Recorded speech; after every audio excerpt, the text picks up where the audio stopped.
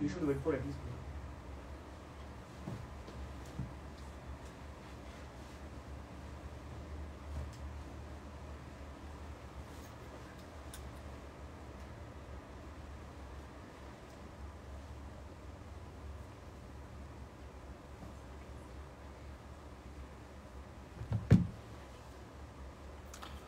Hello everybody, कैसे हैं? Good evening, प्रणाम।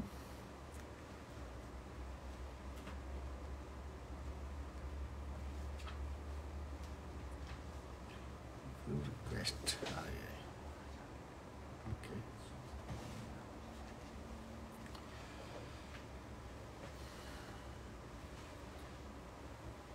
जय Shri Mahakal mister Verma. Hello Prashant, how are you?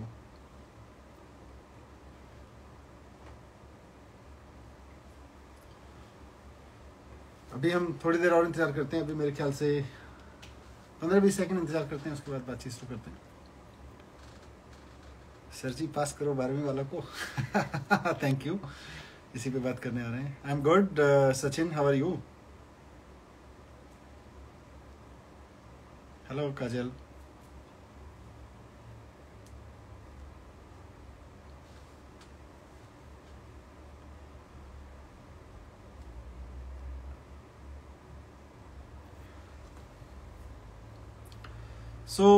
शुरू करते हैं बातचीत। पिछले हफ्ते हमने बात की थी एक बार सीबीएसई के एग्ज़ाम के बारे में, और सीबीएसई को लेकर उस वक्त जो परिस्थिति थी, हमने मांग की थी कि सीबीएसई के एग्ज़ाम कैंसिल होने चाहिए। उसके अगले दिन कल ये निर्णय सीबीएसई ने लिया और उन्होंने कहा कि 10वीं के एग्ज़ाम कैंसिल कर रहे हैं और 12वीं के एग्ज़ाम हम पोस्टपोन कर रहे हैं। तो 12वीं के एग्ज़ाम तो अभी होंगे आगे। हाँ, मैं आपकी बात पढ़ रहा हूँ, लेकिन 12वीं के एग्ज़ाम भी खत्म होने चाहिए। आप बार कई साथी ऐसा लिख रहे हैं, मैं उस पर बात करूँगा। लेकिन 10वीं के एग्ज़ाम को लेकर जो सीबीएसई ने कहा है कि हम इसको कैंसिल कर रहे हैं, और 10वीं के एग्ज़ाम के जो बच्चे 10वीं का जो एग्ज़ाम देने वाले बच्चे थे, उनको हम एक फॉर्मूला लगा के पास करेंगे, उनके इंटरनल असेसमेंट के बेस पर, और कुछ और तरीके निकाल के उनको पास करेंगे। लेकिन उनको एग्ज़ाम नहीं देना पड़ेगा। जो फाइनल टर्म एंड एग्ज़ाम था, साल के अंत में होने वाला एग्ज़ाम था, वो नहीं देना पड़ेगा। तो आज मैं आपके साथ कुछ आपको बताने नहीं आया, बल्कि आपसे कुछ पूछने आया हूँ। पूछने ये आया हूँ कि वो तरीका क्या हो। लेकिन क्योंकि बहुत सारे लोग लगातार 11th एंड 9th के बारे में बात कर रहे हैं, 12th के बारे में बात कर रहे हैं, तो 9th और 11th जो बार साथी लिख रहे हैं, उनको मैं कह सकता हूं कि 9th और 11th के लिए भी 10th वाला फॉर्मूला ही अपनाया जाएगा। जिस तरह से सीबीएसई ने 10th के बारे में डिसीजन लिया है कि 10th के एग्ज़ाम नहीं कराए जाएंगे, तो 9th और 11th के भी एग्ज़ाम नहीं कराए जाएंगे। 9th और 11th के बारे में भी फैसला उसी तरह से होगा। आपसे मैं कह सकता हूं कि आपसे जो बात मैं करूंगा अभी, मुझे आपसे आइडियाज़ लेने हैं, मुझे आपसे सजेशंस लेने हैं कि वो क्या तरीका हो कि हम 10वीं के बच्चों को, या अभी मैं ऐड करूं तो 9th और 11th के बच्चों को आगे प्रमोट करें। उसके लिए आपसे बात करनी है। हमारे पास जो बेसिक इंफॉर्मेशन है एक स्टूडेंट के बारे में, जो भी स्टूडेंट्स हैं, 9th हो, 10th हो या 11th हो, अगर मैं 10वीं के बारे में बात करूं तो हमारे पास में आपके इंटरनल असेसमेंट के डिटेल्स हैं, आपने कैसा परफॉर्म किया। हमारे पास में आपके प्री बोर्ड के डिटेल्स हैं, आपने प्रैक्टिकल एग्जाम दिए, हमारे पास में उसके डिटेल्स हैं। आपका 9th क्लास का रिजल्ट है हमारे पास में, आपने उसमें कैसा परफॉर्म किया। सो ओवरऑल ये हमारे पास में इंफॉर्मेशन है। तो यूनिट टेस्ट हैं, आपकी क्लास अटेंडेंस है, आपकी फाइल है, आपके प्रोजेक्ट वर्क हैं, आप ही कई लोग लिख रहे हैं। तो कई चीजें इनपुट के रूप में हमारे पास में है। लेकिन इस इनपुट को इंटरनल असेसमेंट का आपको बताया कि 12%, 20% उसमें पहले से ही काउंट होता आया है। तो आपसे जो मैं समझना चाह रहा हूं, आपसे जो इनपुट मैं लेना चाह रहा हूं, वो इस बात पर आपके सजेशंस चाहिए कि क्या तरीका हो 10वीं के या 9th के या 11th के बच्चों को पास करने का बिना एग्जाम लिए। एग्ज़ाम सीबीएसई ने कैंसिल कर दिया है। 9th और 11th के बारे में मैंने आपको अभी बताया कि 9th और 11th के बारे में भी हम दिल्ली में एग्ज़ाम नहीं लेंगे, ये सरकार ने तय कर लिया है। तो 12th के बारे में मैं बात करूंगा, थोड़ा सा पेशेंस बना के रखें। पहले 10th का जो तरीका हो, क्या हो, कैसे एक स्कूल या शिक्षा विभाग या सीबीएसई 10th के बच्चे को या 9th और 11th के भी बच्चे को किस फॉर्मूला के आधार पर, किस तरीके के आधार पर पास करे, उसमें मैं चाहता हूं आप थोड़ा सा अपने सजेशंस दें। मिड टर्म के बेस पर आपने बोला तोरियन, ओके। कई और कॉलेज स्टूडेंट्स बहुत तेजी से आपका भाग रहा है, ओके। आप 12th के एग्ज़ाम के बारे में लगातार लिखे जा रहे हैं। मैं समझता हूं कि 12th के एग्ज़ाम के बारे में फैसला सीबीएसई को लेना है और आप सीबीएसई को लिखेंगे तो ज़्यादा अच्छा रहेगा, या लगातार आप 12th के बारे में लिखे जाएंगे तो वो आप 9th और 10th के बारे में, जो 11th के बारे में जो लोग लिख रहे हैं, मैं ठीक से उसको पढ़ नहीं पाऊंगा। लेकिन लॉरियन ने बोला है कि मिड टर्म के बेस पर प्रमोट करिए बच्चों को, ओके। मिड टर्म एक तरीका हो सकता है। प्रणव ने बोला है प्रैक्टिकल प्लस इंटरनल असेसमेंट्स के आधार पर करिए। What will happen to students with 11th standards, Harsh वही करेंगे जो आपने बोला।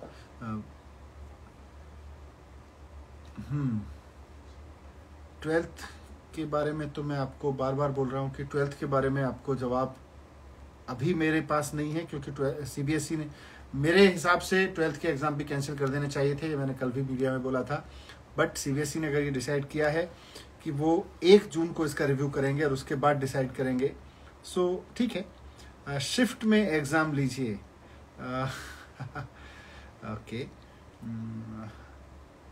सर, हमारा एक वाइवा नहीं हुआ था प्रैक्टिकल एग्ज़ाम में, ओके।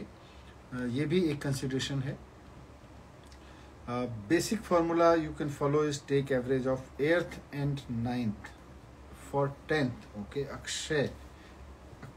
अक्षर्या ने भेजा है। 8th के मार्क्स भी आप कह रही हैं कि उनको भी कंसीडर करें और 9th के मार्क्स को भी कंसीडर करें और फिर इंटरनल असेसमेंट को भी कंसीडर करेंगे, जाहिर सी बात है, वो तो सीबीएसई के फार्मूला में ही है। तो ये एक आइडिया है। Another exam taken from school should be conducted what at least last year के बेस पर पास कर दीजिए। आप 10th में हैं तो 9th में तो पास होके ही आए हैं, पर क्या सिर्फ 9th के बेस पे पास किया जा सकता है? बहुत सारे लोगों की राय इस पे अलग हो सकती है।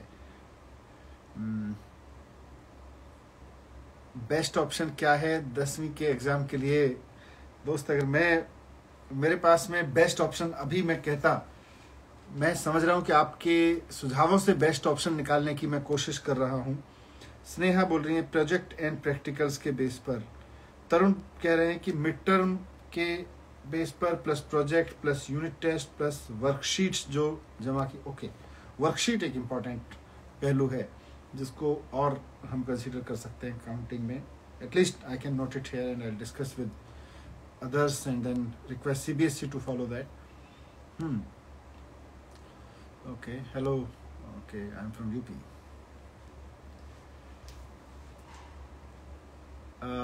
जेंटलमैन पुनीत, आप पूछ रहे हैं 11th का बता दो। मैंने पहले ही बताया था 11th के बारे में भी वही फैसला होगा जो 10th के बारे में हुआ है, 9th के बारे में भी होगा।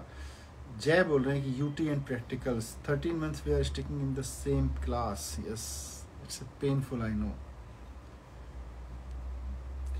Mid term, okay. तरुण ने कहा, मैंने बोला अभी सर 12th के लिए cancel and promote 11th class. Sir yes, 11th class के एग्ज़ाम, उत्कर्ष 11th क्लास के एग्ज़ाम के बारे में मैंने बोला कि दिल्ली में 11th और 9th के एग्ज़ाम भी 10th के एग्ज़ाम की तरह से ही, जैसे सीबीएसई ने फॉर्मूला लगाया है या लगाएगा, सीबीएसई ने डिस्कस भी किया है, करेंगे।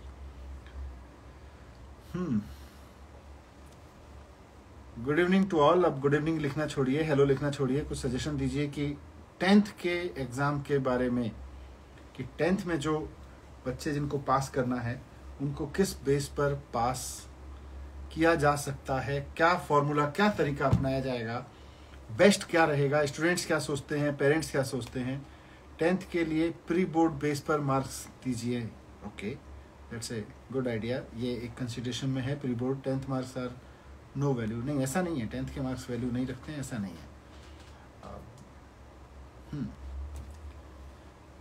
क्लास 9th को प्रमोट कर दो। 9th के बारे में भी यही फैसला हुआ, लेकिन क्या तरीका हो, इंटरनल असेसमेंट। और आपने जो बोला, अपूर्वा ने अभी मुझे मैसेज किया है, होम स्कूल में बुलाकर असेसमेंट करिए, मतलब असेसमेंट करिए ज़रूर, ऐसा आप बोल रही हैं अपूर्वा।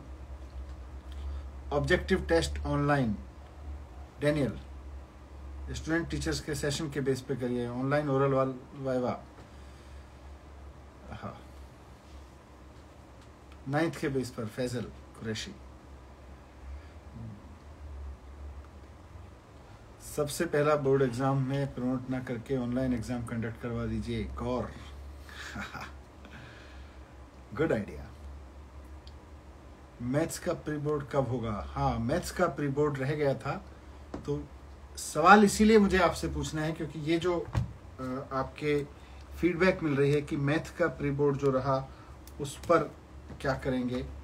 और भी कुछ message, MCQ based online exam करा सकते हैं, अपर्णा बोल रही हैं ओपन टेस्ट बुक करा सकते हैं, राहुल बोल रहे हैं on the basis of pre board and internals. Yes, that is the thing. जैसा मैंने शुरू में कहा कि हमारे पास प्री बोर्ड के आपके रिजल्ट्स हैं, हमारे पास प्रैक्टिकल के रिजल्ट्स हैं, हमारे पास आपका इंटरनल असेसमेंट है, 9th क्लास का रिजल्ट्स है। तो इन सब के बीच क्या तरीका हो ताकि हम आपको ठीक से असेस कर सकें और आप सेटिस्फाई हों।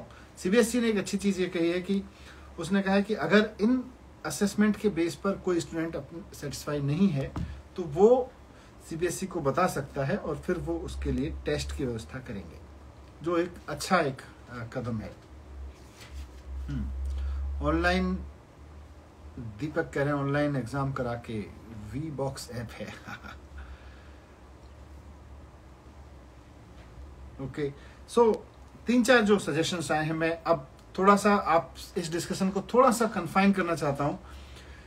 3-4 चीजें लोगों ने कही हैं। 9th के बेस पर ही 10th का रिजल्ट हो, ये भी योगेश भाटी ने लिखा है, और कई लोगों ने, किसी ने लिखा है ओपन बुक टेस्ट के बारे में, किसी ने लिखा है होम स्कूलिंग में बुला लीजिए, किसी ने लिखा है mid term project plus unit test plus worksheet करा लीजिए, प्रोजेक्ट एंड प्रैक्टिकल्स के बेस बना लीजिए।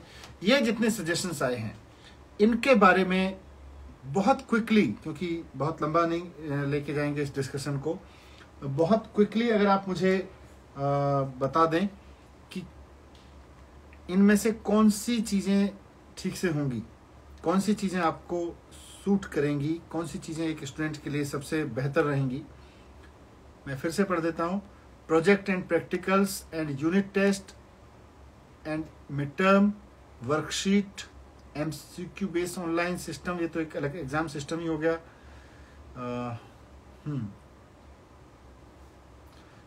DS सर, जूम या गूगल मीट पर टीचर्स अपने सब्जेक्ट रिलेटेड क्वेश्चंस पूछ सकते हैं, यानी वाइवा कर सकते हैं। ओके, सो काफी आप लोगों ने इनपुट दिए हैं। मैं ये सारे आपके इनपुट्स में कंसर्न लोगों तक पहुंचाऊंगा, CBSE तक भी पहुंचाऊंगा, आपसे जो डिस्कस किया है मैंने। और आई एग्री, एवेंसी एग्जाम लेना is not possible, that I agree, इसीलिए एग्जाम कैंसिल किए हैं 10th क्लास के।